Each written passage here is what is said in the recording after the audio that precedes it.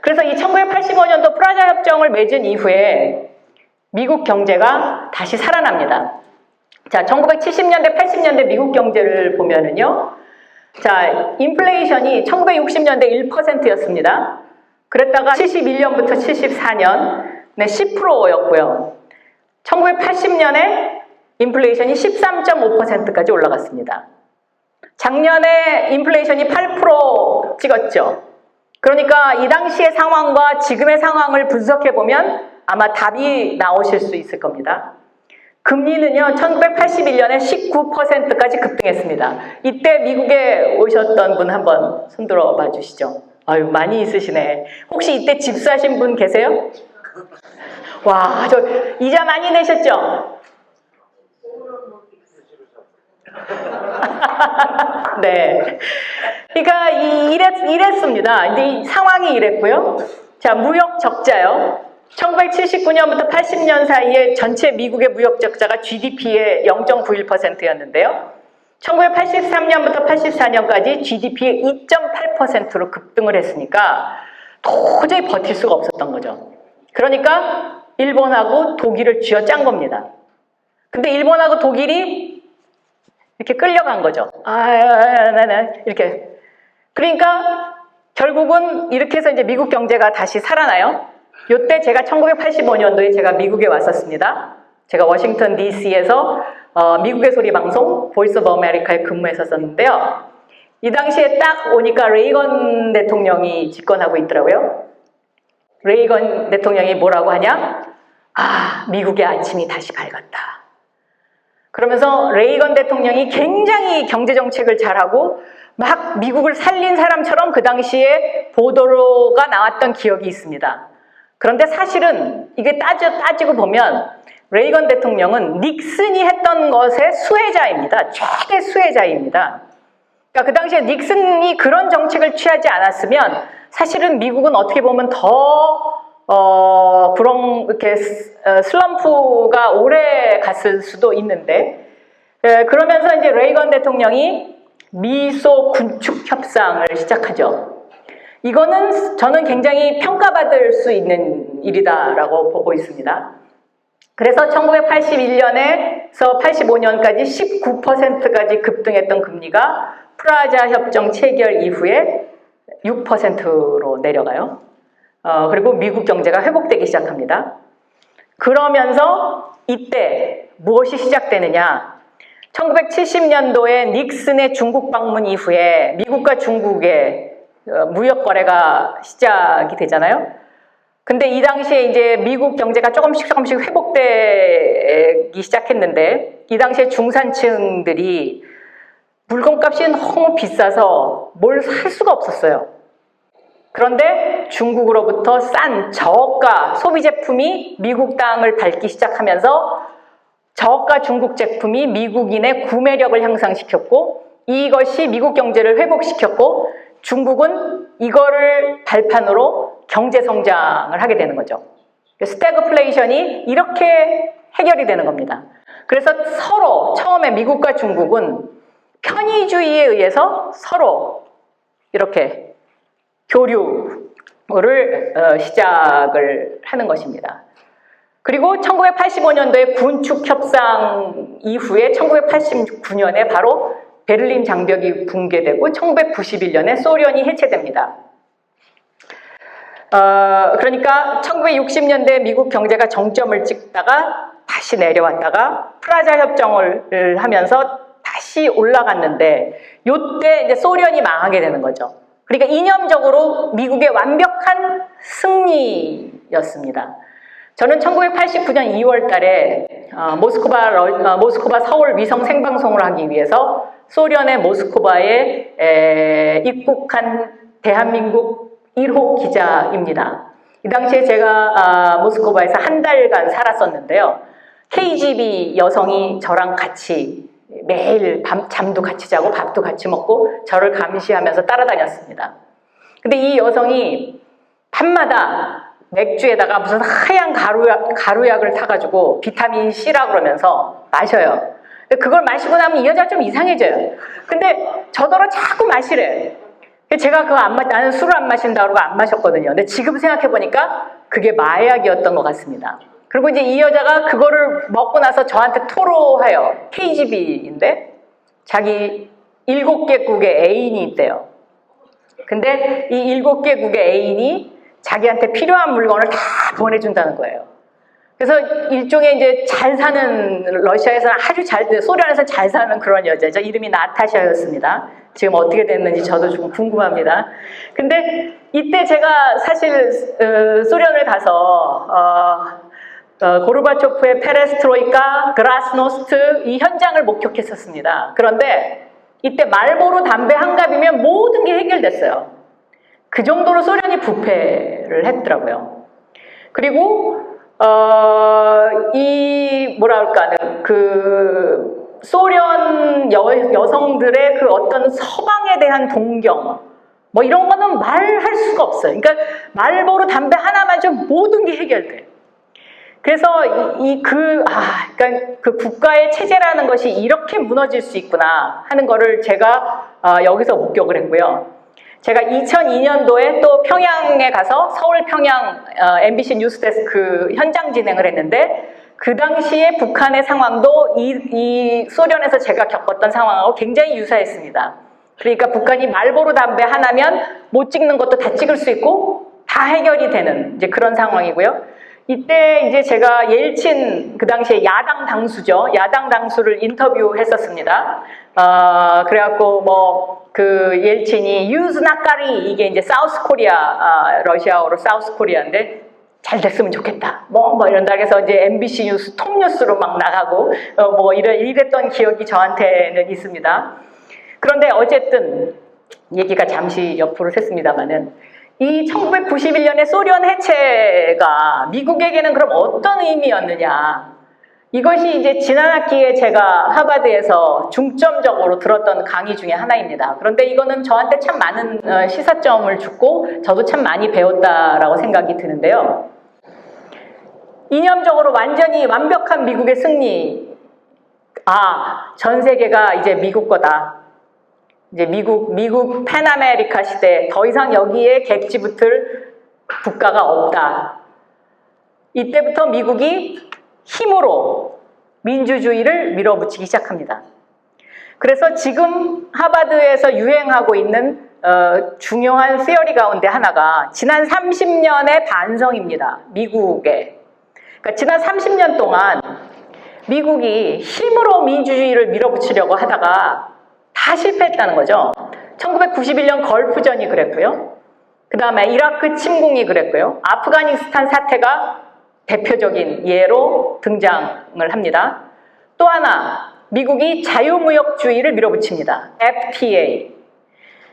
저도 그 FTA에 우리나라가 FTA를 체결할 때 국회의원이었습니다마는 그때 이런 배경을 알았으면 좀 더 우리가 협상을 잘할 수 있었지 않았을까 하는 생각을 지난 학기에 공부를 하면서 저도 느꼈는데 무조건 자유무역주의를 밀어붙입니다. 그러니까 관세 없이 모든 거를 하자. 근데 그동안의 역사를 쭉 보면은요.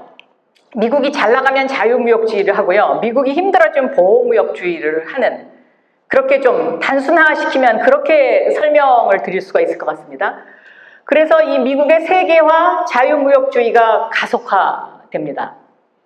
그래서 지난 30년 동안에 이렇게 힘으로 모든 걸 밀어붙이다 보니까 결국 2023년에 지금 미국의 현주소는 중국하고 컨플릭이 생기고 그리고 다시 우크라이나 전쟁이 일어나면서 러시아하고 다 이겨서 우리 거가 됐던 어떤 싸움에서 이제 다시 뭔가 좀 밀리는 그리고 다시 땅을 내줘야 되는 이제 이런 상황으로 돌아가는 거 아니냐. 그러니까 미국은 철저히 반성해야 돼. 이것이 지난 학기에 제가 들었던 미국의 외교 무엇이 잘못됐나 스티븐 왈터 교수의 강의를 한마디로 요약하면 그렇습니다.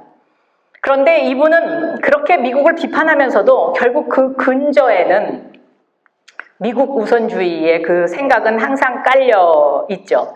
그래서 제가 이제 그 스티븐 왈터 교수의 그 강의를 들으면서 하도 재미있어서 이분이 너무 신랄하게 미국 외교 정책을 비판하니까 재미있어서 제가 점심을 먹자고 이메일을 보냈어요. 그래갖고 이제 그 수업이 거의 끝날 무렵에 만나서 점심을 같이 먹었어요. 그래가지고 제가 물어봤어요. 넌 어떻게 그렇게 비판을 잘하냐? 근데 네 말이 다 맞는 것 같아. 제가 이제 그렇게 얘기했거든요. 그랬더니 이분이 딱 뭐라 그러냐면, 나는 그 국무부에 들어갈 생각이 없어. 딱 그러시더라고요. 그래서 그러냐고. 근데 대부분의 그 하버드에서 유명한 교수님들이 국무부 차관이나 뭐 이런 분들을 하시다가 또 교수 와서 하시고 이러잖아요. 그래서 왜 그러냐고 제가 이렇게 물어봤어요. 그랬더니 자기가 그 미국의 유태인 정책에 대해서 신랄히 비판을 한번 했대요. 그랬더니 유태인들이 단합을 해가지고 저 녀석은 절대로 국무부에 들어오면 안 된다고 자기가 찍혔대요. 그래서 자기는 절대로 국무부에 갈 수도 없고 갈 생각도 없기 때문에 더 신랄하게 비판한다고. 그래서 왠지 그분이 굉장히 매력적으로 보이더라고요. 그분 이름이 스티븐 왈터입니다. 구글링하면 나옵니다. 동맹 이론의 최고 권위자입니다. 그래서 제가 그분한테 물어봤어요. 한국하고 그 미국하고의 동맹 이론과 관련해서 지금 한국은 어떻게 되느냐 이렇게 물어봤더니 그분이 제가 이걸 제 페북 뒤져보면 나오는데요. 한국은 지금은 미국 편에 쓸 수밖에 없지. 그러나 중국한테도 휘둘리면 안 되는 준비가 필요하다라는 게 그분의 답변이었습니다. 그리고 이제 1997년에 아시아 금융위기가 오죠. 그래서 이제 아시아의 나라가 흔들렸고 미국이 아시아 자산들을 많이 섭렵하죠. 결과적으로 이런 일이 있었고요. 2001년에 중국이 WTO에 가입합니다. 그런데 이 WTO에 가입하게 한 것도 미국입니다. 미국인데 지금 와서 후회하고 있어요. 중국을 너무 빨리 가입시켰어, WTO에. 우리가 쟤네를 너무 키워줬구나. 그러니까 지난 30년 동안 힘으로 민주주의를 밀어붙이고 교역, 자유무역주의를 하면서 잃어버린 두 가지. 그 중에 하나가 중국의 성장을 너무 우리가 등한시했다. 또 하나가 기후위기에 미국이 철저하게 대비하지 못했다. 이 두 가지 반성을 지금 학계에서 하고 있습니다. 그래서 최근에 이렇게 패션처럼 늘어나고 있는 강의가 바로 기후위기에 관한 강의입니다. 이 기후위기가 세계를 어떻게 변화시킬 것이냐, 이 기후위기가 경제를 어떻게 변화시킬 것이냐에 대한 강의가 정말 다음 학기에도 보니까 엄청나게 많이 있더라고요.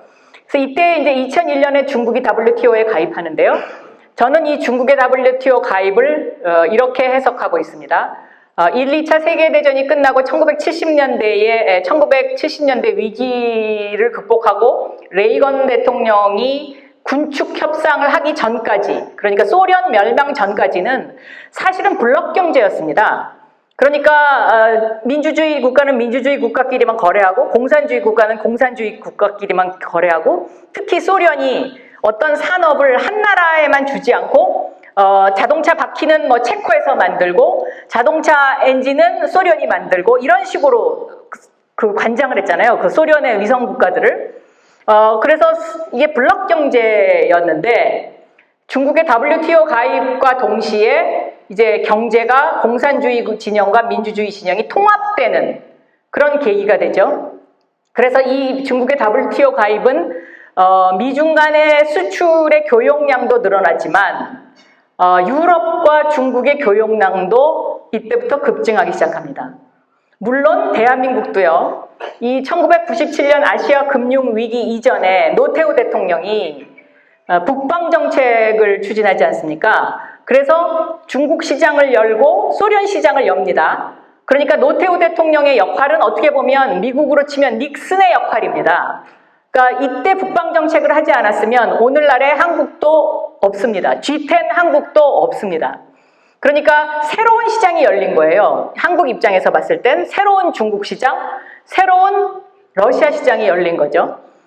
그리고 1985년도에 프라자 협정으로 일본에게 제재를 가한 그 틈새를 우리가 비집고 들어간 것이고요.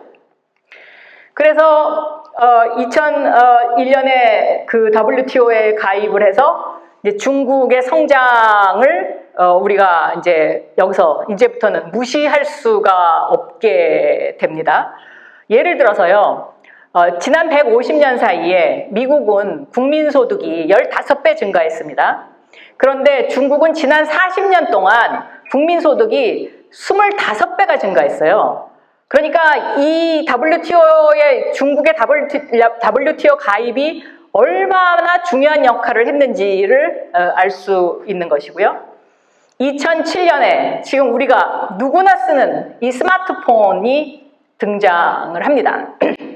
자, 2007년이면 지금부터 몇 년 전인가요? 16년 전입니다.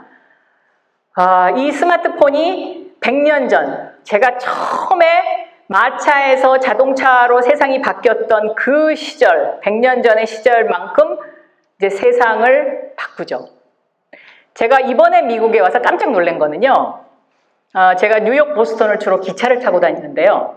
어느 날 기차역에 가서 너희 전체 기차 스케줄 된 종이 한 장 줄래? 내가 그랬거든요. 그랬더니 No, online! 딱 그러더라고요. 종이가 한 장도 없어요. 근데 대한민국은 IT가 그렇게 발달된 나라이지만 아직도 종이가 있거든요. 수업 시간에 종이 한 장 없습니다. 그러니까 그냥 다 이메일로 쏴줘요. 그럼 그거 읽고 가야 되는 거예요. 또 답도 다 이메일로 해야 돼요. 와, 그래서 제가 깜짝 놀랐어요. 야, 이 나라는 그러면은 이 스마트폰 없는 사람은 어떻게 하고, 그 다음에 스마트폰 잘 못 쓰는 어르신들은 어떻게 하나, 이거가 퀘스천이 아직도 저는 지금 남아 있습니다. 근데 전혀, 정말 저는 너무 깜짝 놀랐어요. 그리고 모든 거를 다 이제 그 컨텐츠를 온라인으로, 야, 어떻게 이렇게 빨리 바꾸냐. 그런데 또 때때로 가면, 어디 약간 시골에 가면 안 되잖아요, 이게. 이게 커넥션도 안 좋은데 무슨 온라인, 무슨 온라인. 아니, 한국은 어디 가나 똑같이 되거든요. 한국은 이게 커넥션만큼은 세계 최고지 않습니까? 근데 이게 이 커넥션도 안 되는데 이게 무슨 맨 온라인. 그래서 제가 정말 이상하다. 이거 정말 어떻게 이렇게 세상을 바꿀 수가 있을까 하고 생각했는데 아직도 종이를 쓰는 데가 있더라고요. 저기 옐로우스톤 가니까 거기는 아예 전화도 안 되고 인터넷도 안 되니까 거기 가니까 처음으로 종이를 나눠주면서 너 여기로 갔다가 여기로 갔다 여기로 가면은 괜찮을 거야. 뭐 이렇게 설명하더라고요. 제가 이제 이 얘기를 좀 우스꽝스럽게 이 얘기를 합니다만은 이것이 이제 어떻게 보면 긍정적으로 해석하면 미국의 소프트 파워입니다. 그러니까 컨텐츠 면에서는 미국이 훨씬 앞서가는 거죠. 그런데 이 하드웨어, 이 네트워킹 면에서는 한국이 지금도 앞서가고 한국이 세계 1위입니다. 그래서 이 2007년에 등장한 스마트폰, 이분도 참 오래 사셨어야 되는 분인데 참 안타깝죠. 이분이 좀 더 오래 사셨으면 더 세상이 빨리 변했을 거다. 그리고 어떤 분은 더 빨리 변하면 어떻게 살아가려고 그러냐. 이제 이런 격정을 하시는 분도 있는데요. 제가 이분 밑에 있는 팀 쿡을 2010년도에 만난 적이 있어요. 2010년도에 한 1시간 정도 만나서 이야기를 한 적이 있는데 그때 이 팀 쿡이 이런 이야기를 했습니다. 저한테. 한국은 2007년도에 애플이 스마트폰을 만드니까 이제 국가에서 전략적으로 삼성이 안드로이드 폰을 만들 때까지 한 2년 정도인가요? 수입을 못하게 하죠. 그래서 2010년도에 이제 갔는데 야, 너희 이 스마트폰 이거 어떻게 만들었냐? 내가 이제 이렇게 물어봤어요. 그랬더니 나를 이렇게 보더니 이렇게 하면서 이거 별거 아니야. 우리가 세상에서 떠도는 그 디바이스나 아이디어 중에 안 쓴 거를 조합한 거야. 나하고 둘이 앉아가지고 어느 날 야, 이거 한번 조합해보자. 그랬는데 너 이거 아냐? 그래서 내가 뭐? 그랬더니 삼성이 안 쓰겠다고 한 그 특허를 전부 골라서 자기네가 뽑아봤대요. 그랬더니 거기에 쓸만한 것들이 너무 많더라는 거예요. 그거 조합한 거야? 별거 아니야? 딱 이렇게 얘기하더라고요. 사실 저는 그때 그게 굉장히 충격이었습니다. 야, 왜 그래서 삼성이 뭐 안 쓰게 뭐가 있어? 내가 그랬더니 대표적으로 시리 그 얘기를 하더라고요. 그거 걔네가 삼성한테 사라고 가져갔는데 삼성한테 퇴짜 맞고 와갖고 우리한테 온 거야. 그러니까 그때는 제가 그게 이제 충격이었는데 지금 생각해 보면 그게 일종의 이제 문화입니다. 컬처. 그러니까 대한민국의 기업들은 그동안 그때 당시만 해도 탑다운 방식으로 운영되지 않았습니까? 수직, 버티칼 그 파워. 미국 문화는 수평적으로 호리존탈 스타일로 운영되잖아요. 누구나 아이디어를 얘기할 수 있고 내가 싫으면 간두는 거고 뭐 이런 영향이 아니었나 저는 그런 생각도 좀 합니다. 그래서 한국이 앞으로 좀 이 미국보다 앞서가기 위해서는 이런 소프트 파워 쪽으로 수평적 문화를 만들어가는 의사결정 구조를 가져가야 되는 것 아니냐 이렇게 생각을 하고 있습니다. 그리고 2008년도에 글로벌 금융 위기가 왔고요. 그리고 2009년부터 지금까지 3명의 대통령이 있었습니다. 3명의 대통령이 있었는데 이 2010년대에 들어오면서 중국의 부상이 미국을 위협하기 시작합니다. 그래서 미국이 중국을 쟤네가 우리의 생존을 위협하는구나라고 인지하기 시작합니다. 그래서 오바마 대통령은 무슨 정책을 폈느냐? 이때부터 다자주의를 이야기합니다. 오바마 대통령의 워딩을 찾아보면 다자주의라는 말이 굉장히 많이 나오는데 이 말은 굉장히 점잖은 것 같지만 중국을 경계하는 겁니다. 그러니까 중국으로부터의 수입, 중국으로 가는 수출, 이거를 좀 다변화시켜야 되겠다. 미국의 정책이 앞으로 이렇게 변할 것이다라는 것을 오바마 대통령이 암시하기 시작하고요. 2016년에 트럼프 대통령이 등장하면서 이분이 좀 세련되지 못하게 좀 저급한 D를 시작을 하죠. 그래갖고 America First 이 말을 앞세우면서 이제 미국이 막 밀어붙이기 시작하는데 결국은 지금 트럼프 시대에 밀어붙였던 정책들은 제가 보기에는 그렇게 성공한 것 같지 않습니다. 그렇기 때문에 4년 만에 저는 정권이 바뀌었다고 생각하고요. 바이든 시대가 들어와갖고 얼마 전에 4월 27일이었던가요? 바이든의 보좌관, 설리반 보좌관이 미국의 앞으로의 경제 정책에 대한 연설을 브루킹스 연구소에서 합니다.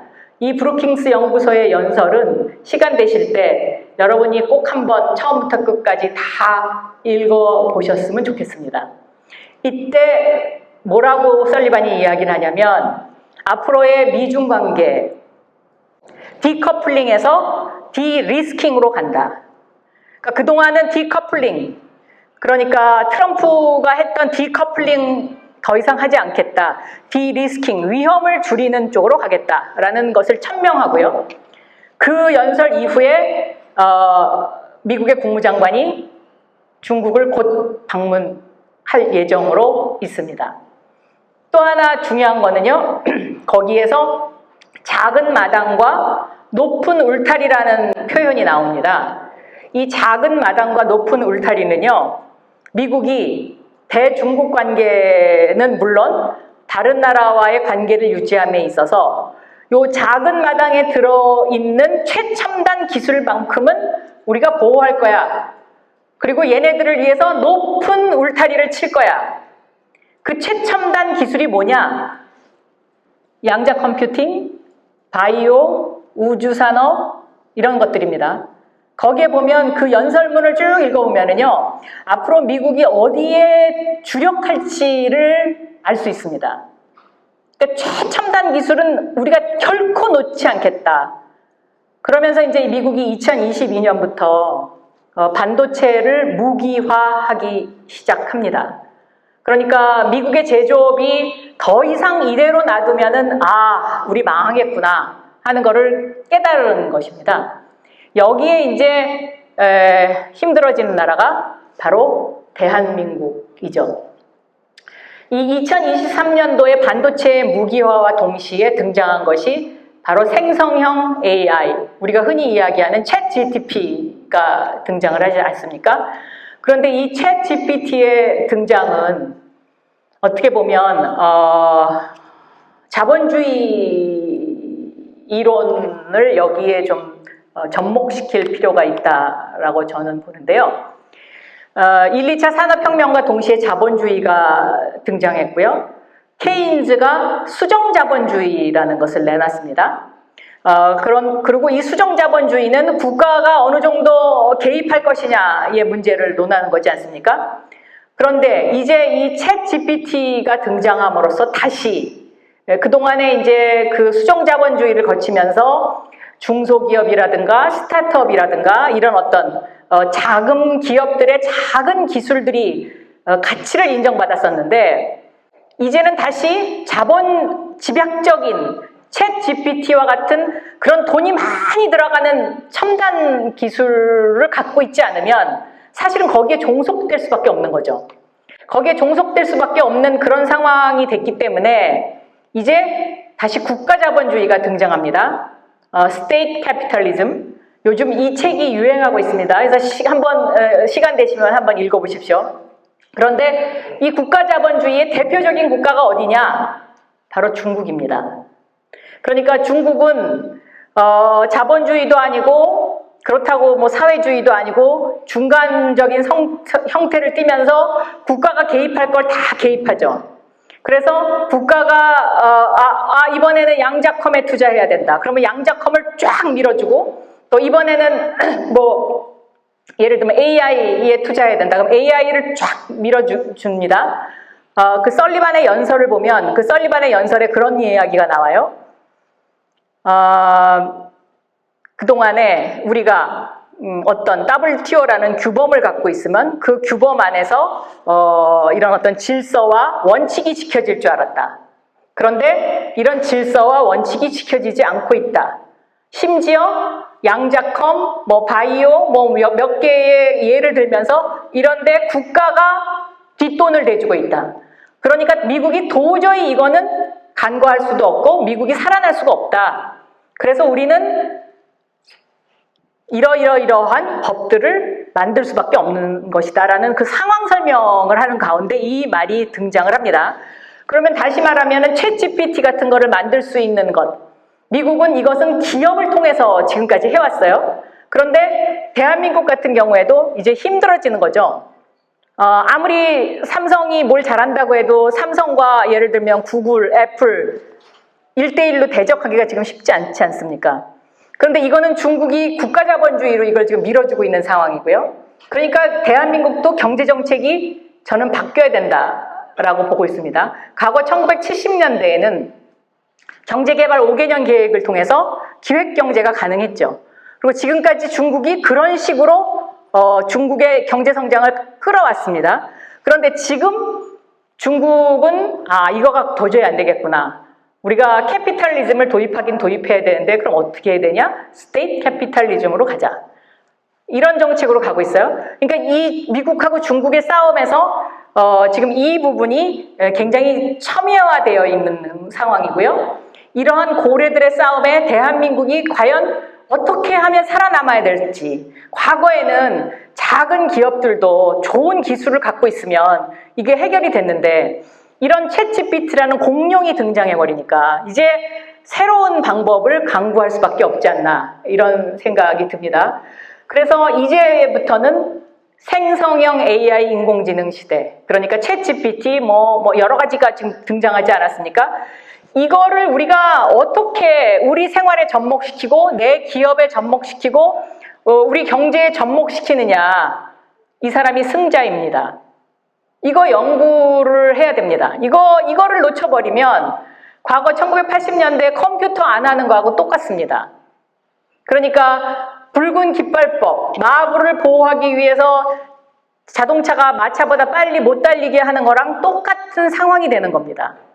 그래서 이거를 연구해야 되고 이 생성형 인공지능 시대에 앞으로 우리의 미래를 바꿀 3대 기술, 제가 꼽은 거긴 합니다만은 양자컴, 바이오 중에서도 신세틱 바이올로지, 그러니까 합성 바이오죠. 그 다음에 우주산업, 이 세 가지의 길이 있습니다. 그런데 양자컴은 제가 상황을 둘러보니까 미국이 가장 앞서가고 있는데 중국이 안 알려진 것만큼 따라와 있다고 해요. 그리고 일본도 이 양자컴에 IBM하고 손잡고 굉장히 오랫동안 투자를 했어요. 그리고 그 양자컴의 핵심 IBM 본사가 여기 가까이 있잖아요. 제가 거기도 가봤는데요. 이 양자컴이 등장을 하게 되면 스마트폰의 등장보다도 더 세상을 빨리 바꿀 거라고 저는 예측합니다. 근데 양자컴이 얼만큼 실용화될 거냐? 에이, 저거 아직 멀었어. 제가 중기부 장관 할 때 이거 양자컴 투자해야 된다 그러니까 과기부에서 왜 중기부가 그런 거 투자하는데 나서? 이러면서 막 야단 맞고 그랬어요. 그리고 저거 아직 멀었어. 근데 제가 보기엔 그렇지 않아요. 앞으로 10년 안에 이거 실용화 될 거다라고 저는 생각합니다. 그리고 지금 실제로 오류가 많아서 그렇지, IBM에 들어가시면 그 뉴저지에 계신 분들은 이게 접속이 가능하다고 하던데 상당히 제가 생각했던 것보다 훨씬 많은 사람들이 이 양자컴을 쓰고 있습니다. 30만 명이 넘는 걸로 제가 알고 있거든요. 그래서 그러면 우리 같은 대한민국은 그럼 어떻게 해야 돼? 이거 양자컴 이것도 투자하려면 엄청난 돈이 들어가는 건데요. 그러니까 지금부터 다시 양자컴이나 챗GPT 같은 생성형 AI를 활용하는 앱을 개발하는, 소프트웨어를 개발하는 그런 기술과 사업을 발굴해야 되지 않을까. 거기에 길이 있지 않을까. 그렇게 생각하고요. 이 바이오는 인간의 생명이 이제 100살, 120살까지 간다고 하지 않습니까? 암을 정복하고. 근데 이게 다 서로 연관 관계가 있어요. 그러니까 바이오의 그 DNA 이제 그것도 보니까 확률 게임이더라고요. 그러니까 얼마만큼 많은 그 확률을 맞추느냐. 요 A라는 DNA와 B라는 DNA를 연결시킬 수 있는 그 확률을 찾아내는 게임을 하는데 지금 컴퓨터로는 그 계산이 너무 힘들어요. 근데 양자컴이 돼버리면 이게 그냥 10년 걸리던 게 바로 10분 안에 해결되는 이제 이런 시대가 오더라고요. 이게 세 개가 다 연결돼 있는 겁니다. 그럼 우주산업과 바이오가 무슨 관계가 있어? 저거 관계 없지 않냐? 그렇지 않습니다. 아마 그 제약회사나 화학과에 계신 분들은 잘 아시겠지만 우주에 올라가면 그 무중력 상태가 되지 않습니까? 그러면 그 무중력 상태에서 실험을 하게 되면 지구상에서 할 수 없는 실험이 여기서 가능한 겁니다. 근데 과거에는 이걸 알고 있었지만 왜 안 했냐? 경제성이 없었죠. 돈이 너무 많이 들어가니까. 그런데 이제는 이게 경제성이 있는 시대가 된 거죠. 그래서 저는 이 세 가지의 어떤 그 가는 줄기를 찾아서 앞으로 여기에 미래가 있지 않나 이렇게 생각이 들고요. 그리고 이제 그 생성형 챗GPT를 내 비서로 쓸 수 있는 시대. 그러니까 그 비서를 내가 고용할 수 있어야 되고, 챗GPT한테 뭐 이거 좀 해줘. 그러면은 쫙 나오잖아요. 그거를 이제 활용할 수 있는 이제 그런 이제 시대로 이미 접어들었고, 그걸 잘 활용하는 사람이 이제 앞서갈 수 있는 이제 이런 상황이 된 거고요. 미국과 중국의 상황은 지금까지 제가 쭉 설명드린 것에서 아마 이제 어렴풋이 다 이제 어떤 윤곽이 나왔으리라고 생각이 드는데요. 서로 편의주의에서 상호 의존적 관계가 됐습니다. 그런데 그 설리반 보좌관이 그러면 디커플링에서 디리스킹으로 라는 단어를 할 수밖에 없는 이유 중에 하나가 아까 말씀드렸죠. 그러니까 경제가 지금은 서로 통합되어 있다고. 그러니까 지금 중국하고 유럽의 그 어떤 교역량이 유럽 전체의 한 40%를 차지하고 있고요. 그 다음에 미국이 전체 수출의 9%를 중국이 차지하고 있습니다. 멕시코가 16%, 캐나다가 18%인가 뭐 하여튼 그런데요. 2%였던 것이 지금 9%가 된 것입니다. 그러니까 이걸 어떻게 갑자기 줄이겠습니까? 그러니까 디커플링은 사실상 현실적으로 불가능한 일인 거죠. 그래서 다시 미국이 중국하고 협상을 시작합니다. 자, 대만하고 중국의 교역량이 약 45% 정도 돼요. 제가 지난 학기에 대만에서 고위 관계자가 하버드를 방문했었어요. 저하고 점심을 먹었는데 저한테 그래요. 야, 너희 나라는 중국하고 관계를 어떻게 가져갈 거야? 그래서 제가 나도 잘 모르겠어. 나는 이제 실세가 아니야. 잘 몰라. 내가 그랬더니 내가 말이야 봤는데 너희 나라가 좀 걱정되더라. 그래서 내가 야, 뭐 좀 뉴스에 보니까 뭐 오히려 대만이 더 걱정이라는데 그랬더니 아니야. 우리는 겉으로만 그래. 우리는 속으로 뒤로는 뒷거래해. 뒷거래할 수밖에 없는 이유가 우리가 중국 수출 물량이 45%가 된대요. 대만이. 그래서 중국 없으면 살아갈 수가 없대요. 그렇기 때문에 우리는 겉으로는 막 큰 소리 치지만 뒤로는 안 그래. 너네도 그래야 되는 거 아니냐? 그래. 너네는 중국 교역량이 얼마나 되냐? 그래서 우리는 25% 정도 되는데 그랬더니 야, 우리가 45%를 25%로 낮추려면 한 20년, 10년에서 20년은 걸릴 거야. 근데 너네는 어떻게 그걸 한순간에 다 그렇게 할 수 있어? 한국은 참 대단한 것 같아. 이렇게 얘기하더라고요. 그러니까 예를 들면 지금 중국하고 교역량이 많은 유럽국가가 대표적으로 독일입니다. 제가 중기부 장관 했을 때요. 독일이 중국에다가 1, 2차 산업혁명의 산물인 공장 자동화, 그러니까 자동화 기계를 다 중국에다 팔았습니다. 낡은 자동화 기계를. 그리고 3, 4차 산업혁명의 산물인 스마트 공장, 그러니까 인공지능 공장을 거기다가 독일이 만들었거든요. 그리고 이거 다 팔아놓고는 이제 중국에다가 인공지능을 살살 가르쳐주던 나라가 독일입니다. 독일하고 중국의 교역량이 9%, 제일 커요. 9%로. 그러니까 독일 입장에서는 미국이 아무리 불호령을 내려도 중국을 단절할 수가 없습니다. 지금 당장. 그러니까 슐츠 수상이 지난 11월에 중국을 방문하지 않았습니까? 그러니까 독일이 그런 스탠스를 취하니까 마크롱 프랑스의 마크롱 대통령이 아이고 이거 큰일 났네. 그리고 또 중국 갔죠. 지금 상황이 지금 그렇게 펼쳐지고 있거든요. 그래서 저는 미국도 중국을 생존적 위협 국가로 생각을 하면서 이 제한 조치를 취하긴 취하겠지만 아마도 그 설리반의 연설을 근거로 해서 이것을 해석해 보면 핵심 기술을 제외한 나머지 소비재 품목은 다시 풀어주지 않을까 저는 그렇게 생각을 하고 있습니다. 그래서 미국과 중국은 이게 뗄래야 떼기가 굉장히 힘든 관계까지 지금 발전을 그렇게 해와 있는 그런 상황이죠. 경제적으로. 그래서 이 아까 초반부에 설명드렸던 아메리칸 드림과 중국몽, 2012년 시진핑이 중국몽이라는 말을 꺼냈고요. 이것은 중국몽과 함께 중국의 1대1로 그러니까 30조 달러를 140국에다가 투자하는 겁니다. 그러니까 아프리카의 여러 나라들 또 중동의 나라들 지금 다 중국 쳐다보고 있어요. 언제 돈 주나 그러고 이것이 이제 그 중국몽인데 아메리칸 드림과 차이점은 아메리칸 드림은 미국의 어떤 그런 힘든 상황을 정신적으로 극복하자는 것이었고 야심찬 지도자의 국가적 목적에 의한 이것은 정치적 전술이라는 그런 커다란 차이점이 있죠. 그렇기 때문에 이것이 과연 중국이 미국을 이길 수 있느냐? 저는 2050년까지는 불가능하다고 봅니다. 그런데 2050년 이후의 세상은 저도 잘 모르겠습니다.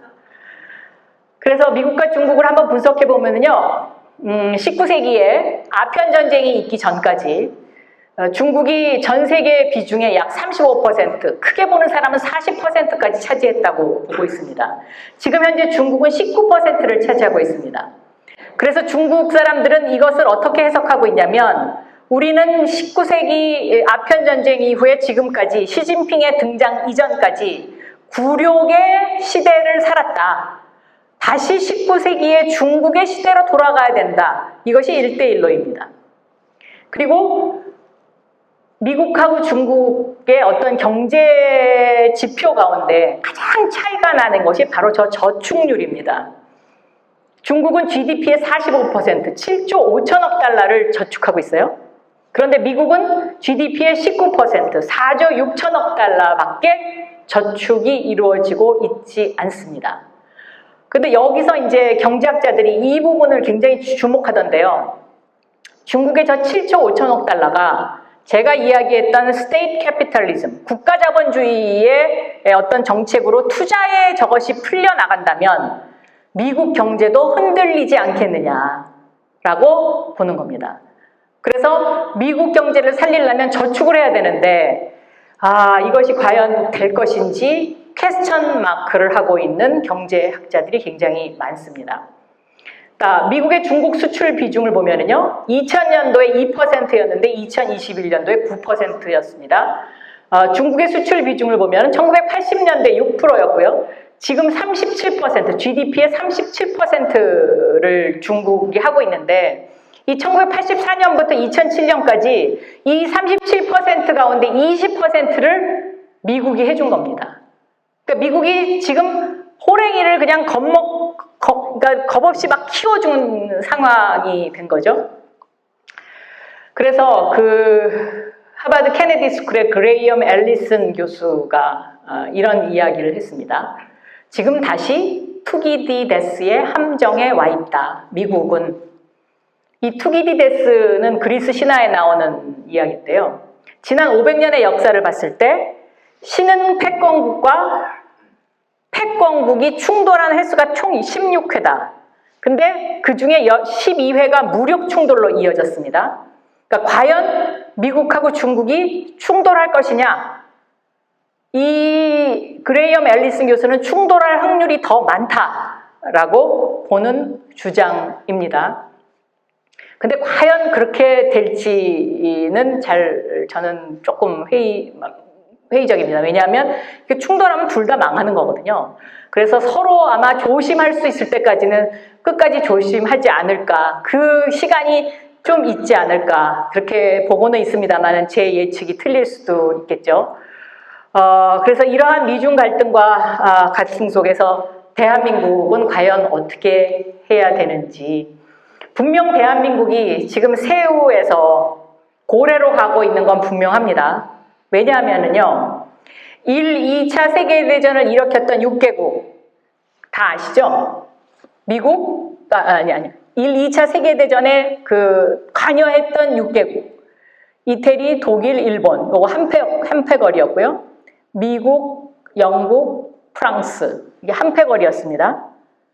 이 6개국이 국민소득 3만 달러, 인구 5천만 이상의 국민소득 3만 달러의 전 세계 6개국인데 이 1, 2차 세계대전 이후에 유일하게 인구 5천만 명 이상의 국민소득 3만 불이 된 나라가 어디일까요?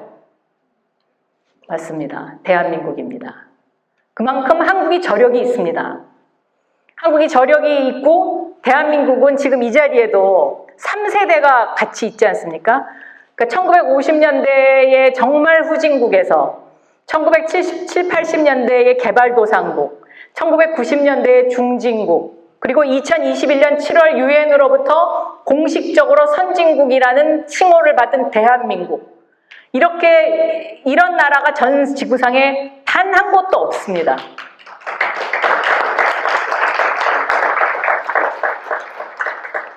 대한민국이 이렇게 되기까지에는 대한민국 국민은 물론 해외 동포 여러분들의 수많은 노력과 피땀, 그리고 그 속에서 정말 고생하시면서 해왔던 무역, 이런 것들이 모두 밑거름이 된 거죠.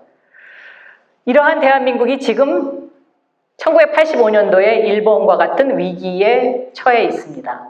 그래서 우리가 정신 똑바로 차리고 정말 지혜를 발휘할 때입니다. 앞으로 이 AI 시대, 특히 이 AI 시대를 맞이해서 기술은 기술대로 발전을 해야 되고요. 또 외교는 외교대로 잘 해야 되고요.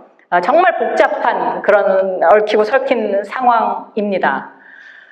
그러나 어쨌든 저는 잘 될 거라고 믿고 또 제가 여기서 너무 다 얘기를 해버리면 우리 전우석 감독하고 Q&A를 할 게 없어지기 때문에 시간도 지금 너무 많이 지나고 해서 제가 여기에서 제 강의를 마칠까 합니다. 감사합니다.